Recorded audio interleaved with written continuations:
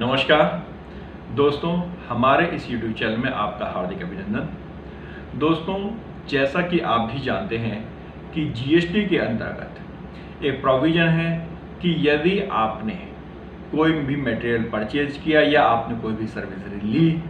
उस केस में आपको विद इन 180 डेज 180 दिन के अंदर अपने सप्लायर को पेमेंट करना होगा। जी हाँ दोस्तों, यदि आप 180 दिन के अंदर अपने सप्लायर को, चाहे वो सप्लायर ऑफ गुड्स हो, चाहे वो सप्लायर ऑफ सर्विसेज हो, अगर आपने 180 दिन के अंदर उसको पेमेंट नहीं की तो जो आपने आईटीसी उसकी इनवॉइस पर लिया है उस आईटीसी को आपको रिवर्स करना होगा। दोस्तों, आज हम इसी के बारे में डिस्कस करेंगे और आपको बताएंगे कि किस किस केस में आपको आईटीसी रिवर्स करना पड़ सकता है और किस केस में आपको आईटीसी रिवर्स नहीं करना होगा। दोस्तों, जैसा कि अभी हमने आपको बताया कि जीएसटी के अकॉर्डिंग आपको 180 दिन के अंदर अपने सप्लायर को पेमेंट करना होगा।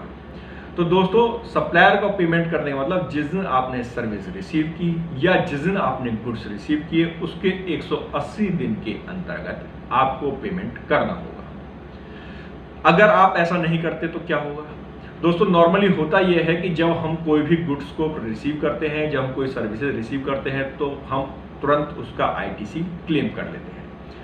अब यदि मैंने उसको 180 दिन के अंदर पेमेंट नहीं किया तो 6 महीने, लगभग हम 6 महीने बोल देते हैं कि 6 महीने के अंदर यदि हमने उसको पेमेंट नहीं किया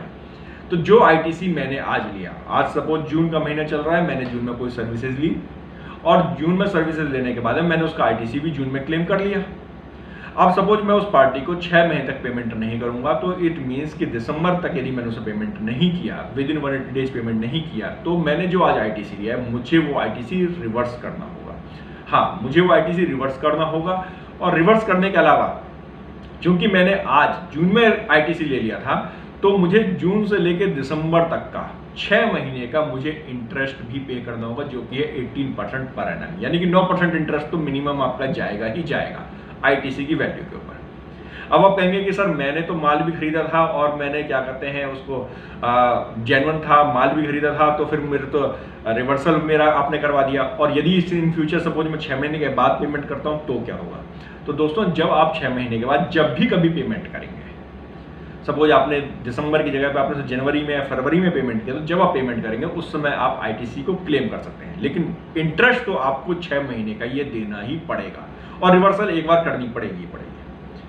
और यदि आपने पेमेंट नहीं दिया तो आपको आईटीसी मिलेगा ही नहीं। अब यदि हम बात कर लेते हैं सप्लायर की, तो सप्लायर को तो जून में उसे अपनी बिल को चढ़ाना था, उसने अपना बिल चढ़ाया और जीएसटी को पे कर दिया, तो क्या सप्लायर भी अपना जीएसटी को रिवर्स करेगा अगर उसे 6 महीने पेमेंट नहीं मिला? तो ऐसा नहीं है। यदि उसे 6 महीने पेमेंट नहीं मिला, उसे सपोज दिसंबर में पेमेंट नहीं मिला, तो भी वो अपनी लायबिलिटी को कम नहीं करेगा ये कहते हुए कि सब मुझे पेमेंट नहीं मिला था तो मेरी लायबिलिटी खत्म हो गई है। जीएसटी तो उसे पे करना ही होगा। तो दोस्तों, पहली चीज आपको यह ध्यान रखनी है कि 180 दिन के अंदर आप पेमेंट कर दीजिए, लेकिन यहाँ पर कुछ एक्सेप्शंस भी है। एक्सेप्शंस क्या क्या है? सबसे पहली है कि यदि शेड्यूल 1 के अंतर्गत यदि आप कोई मटेरियल को सप्लाई करते हो जो डीम्ड सेल्स में कवर होती है, शेड्यूल 1 एक सेपरेट हम वीडियो के अंदर डिस्कस करेंगे।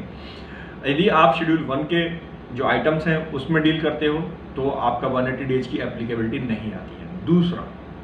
यदि आरसीएम के अंदर आपको रिवर्स चार्ज मैकेनिज्म के अंदर जो रिसीवर है उसे जीएसटी पे करना है तो वहाँ पे 180 डेज की कंडीशन नहीं आती है, यानी कि मुझे रिवर्स चार्ज में यदि मुझे जीएसटी पे करना है, मैंने आपसे सर्विस ली और मुझे आरसीएम में अगर जीएसटी पे करना है तो उस केस में मैं जीएसटी पे करूँगा, चाहे मैंने आपको पेमेंट 6 महीने के अंदर दिया या नहीं दिया, मैं कैश में जीएसटी पेमेंट करूँगा और मैं उसका आईटीसी भी क्लेम कर सकता हूँ। दोस्तों, तीसरा है कि यदि मैंने पार्शियल पेमेंट कर दिया, फॉर एग्जांपल मैंने 1 लाख रुपए का माल खरीदा, 1 लाख प्लस 18% जीएसटी, 1,18,000 रुपए का माल खरीदा, उसमें से फॉर एग्जांपल मैंने 60% का पेमेंट कर दिया, तो जो 60% का पेमेंट कर दिया मुझे वो रिवर्सल नहीं करना होगा, बैलेंस जो 40% रह गया मुझे उसका रिवर्सल करना होगा। और दोस्तों, एक और पॉइंट, वो पॉइंट है कि यदि आपने आपस में, आप हो सकता है कि आप किसी एक ऐसी पार्टी के साथ ट्रांजेक्शन कर रहे हो जिससे आप माल खरीदते भी हैं, जिससे आप माल बेचते भी हैं, यानी कि आप उसको माल बेचते हैं और उससे कुछ ना कुछ माल खरीदते भी हैं। उस केस में क्या होगा कि सपोज दोनों पार्टियों ने अभी आपस में कोई पेमेंट किया ही नहीं, मैंने आपको 500 रुपये का माल बेचा और आपने भी मुझे सपोज 300 रुपये का माल बेच रखा है, तो मैं आपके लिए बायर भी हो गया और मैं आपके लिए सप्लायर भी हो गया। तो उस केस में जैसे कि हमने बात की 500 का मैंने आपको माल बेचा, तो मुझे पेमेंट 500 रुपये की मिल जानी चाहिए थी। आपने पेमेंट और आपने मुझे 300 का बेचा, तो मुझे आपको 300 रुपये पेमेंट करनी चाहिए थी। तो अगर हम दोनों पेमेंट नहीं भी करते तो जो बैलेंस 200 रुपये रह गए, तो 200 रुपये का आपका जो डिफरेंस है वो विद इन 180 डेज आपको पेमेंट करना होगा। नहीं किया तो फिर आपको रिवर्स करना पड़ेगा, लेकिन आपको उस बैलेंस का पेमेंट करना पड़ेगा। बाकी को आप एडजस्ट कर सकते हो आपस की जो ट्रांजेक्शन्स है उसके साथ में। तो दोस्तों ये कुछ बेसिक थी जिसमें आप क्या कहते हैं एडजस्टमेंट कर सकते थे, या जिस केस में आपको आईटीसी रिवर्स करना पड़ेगा। दोस्तों एक सिचुएशन और है, वो थोड़ी कॉम्प्लिकेटेड है। लॉ ये कहता है कि जी आपको 180 दिन के अंदर पेमेंट करना है, लेकिन सपोज मेरी आपके साथ ट्रांजेक्शन्स ये है कि मैं आपको कोई माल बेचूंगा और आप मुझे 6 महीने बाद पेमेंट करेंगे, या चलिए 6 महीने की तो हमने बात ही की थी, आप मुझे 1 साल के बाद उसका पेमेंट करेंगे। हमारी और आपकी टर्म्स एंड कंडीशंस इस प्रकार की है, तो क्या उस केस में भी आईटीसी रिवर्स करना होगा, जबकि हमारी और आपकी टर्म्स ही हैं कि 1 साल के बाद ही आप पेमेंट करें। तो दोस्तों अगर इस तरह की हमारे और आपस के यानी कि बायर और सप्लायर सेलर के बीच में म्यूचुअल अगर कोई एग्रीमेंट है, तो मेरा अपना पर्सनल ओपिनियन है, क्योंकि लॉ में ऐसा चीज के बारे में कुछ क्लियरली नहीं लिखा हुआ है, अभी कोई ऐसा केस लॉ भी नहीं आया, लेकिन मेरा अपने इसमें पर्सनल ओपिनियन यह है कि उस केस में यदि बायर और सप्लायर की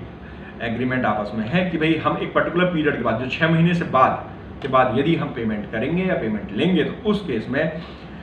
ये जो प्रोविजन है रिवर्सल का प्रोविजन एप्लीकेबल नहीं होगा। उसके सपोर्ट में मैं एक वर्ड और बोलना चाहूंगा कि जब हम इस सेक्शन को पढ़ते हैं तो इस सेक्शन के अंदर एक वर्ड लिखा हुआ है, इफ बायर फेल टू पे,